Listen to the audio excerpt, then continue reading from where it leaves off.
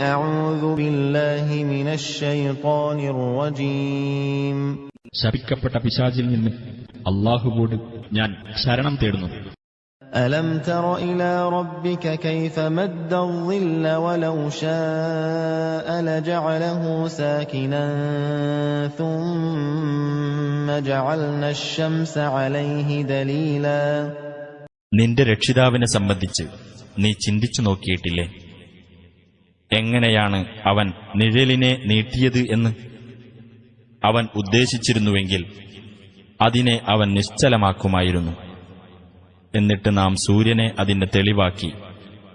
ثم قبضناه إلينا قبضا يسيرا. പിന്നീട് നമ്മുടെ അടുത്തേക്ക് നാം അതിനെ അല്പാൽപമായി പിടിച്ചെടുത്തു.